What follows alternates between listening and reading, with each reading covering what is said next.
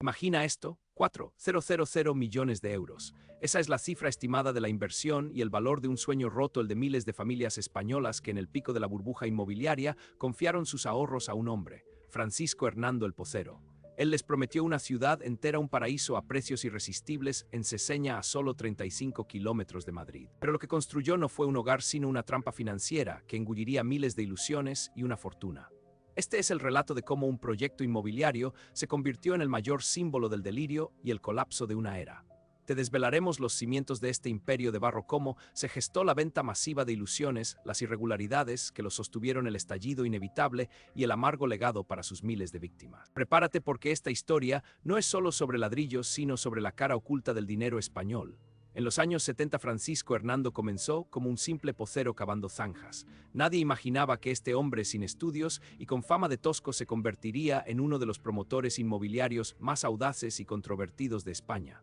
Su método era simple y arriesgado: comprar terrenos baratos, recalificarlos y construir a gran escala, vendiendo sobre plano y a precios por debajo del mercado. En los 90 ya era un actor importante, pero su gran salto llegó con la ciudad de Seseña. El proyecto, lanzado en 2003, prometía 500 viviendas, centros comerciales, hospitales y todo lo imaginable para una población de 50,000 personas. Un megaproyecto valorado en miles de millones de euros que atrajo a inversores y compradores de toda España, deslumbrados por la promesa de pisos nuevos a 90,000 euros en un mercado disparado.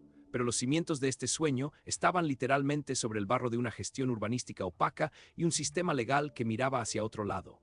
La ciudad de Seseña no era solo un proyecto urbanístico, era una máquina de venta. Las colas para comprar sobre plano eran interminables, con miles de personas dejando sus ahorros y firmando contratos de arras, atraídos por la agresiva campaña de marketing y el carisma de Hernando.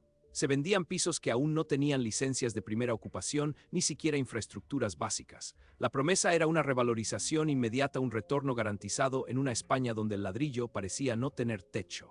Pero la realidad era otra. Gran parte del suelo se recalificó con irregularidades, las licencias de obra se obtuvieron de forma controvertida y los servicios esenciales como el agua o el alcantarillado eran insuficientes o inexistentes.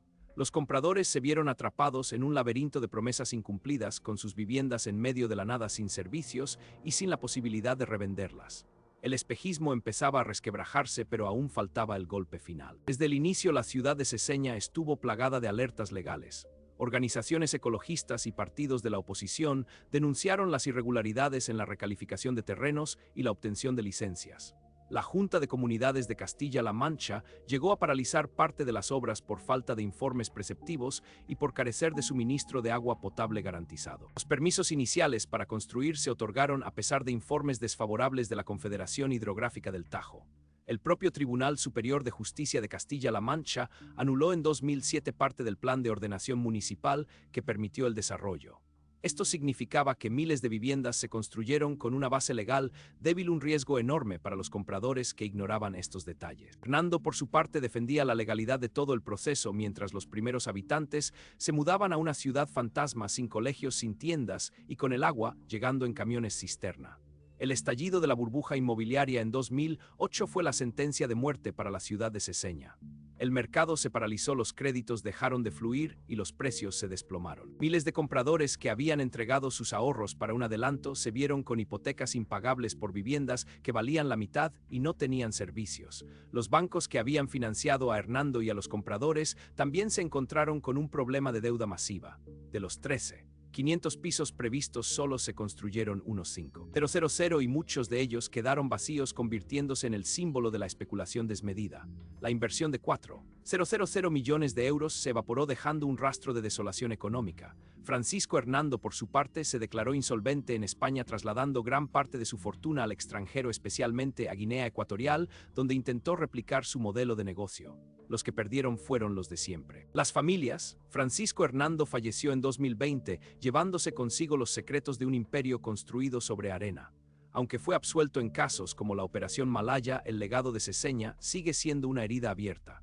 Miles de familias perdieron sus ahorros, atrapadas en un laberinto burocrático y legal para intentar recuperar parte de su dinero. Las empresas de Hernando a menudo se declaraban insolventes, dificultando cualquier reclamación. La ciudad de Seseña se convirtió en un monumento a la especulación, a la permisividad de las administraciones y a la avaricia de una época. Hoy Seseña ha intentado resurgir, pero las cicatrices son profundas. La historia del posero es un recordatorio de cómo la promesa de riqueza fácil puede convertirse en la ruina de muchos y cómo el entramado legal y político puede fallar dejando a las víctimas a su suerte. Un caso que expuso la fragilidad del sistema y la cara más oscura del boom inmobiliario español. La historia de Francisco Hernando el Posero y sus 4,000 millones de euros en Seseña es más que un simple caso de éxito y fracaso inmobiliario. Es el espejo de una España que se creyó rica, que permitió la especulación desmedida y donde el todo vale era la norma. Miles de personas que confiaron en la promesa de una vida mejor se encontraron con un puñado de ladrillos sin valor y deudas impagables. Es una punzada que aún hoy resuena en las miles de familias que perdieron sus ahorros y en una ciudad que lucha por dejar atrás el estigma de ser el símbolo de un fraude masivo. ¿Fue justicia lo que obtuvieron las víctimas o un sistema que se limitó a pasar página? ¿Se aprendió algo de esta debacle o estamos condenados a repetir los mismos errores? Coméntanos qué otros casos de estafas y fraudes en España crees que la justicia enterró. Y si quieres descubrir más historias reales de la cara oculta del dinero español, con sentencias firmes y datos verificables, suscríbete. Cada semana desvelamos un nuevo caso que nadie te contó así.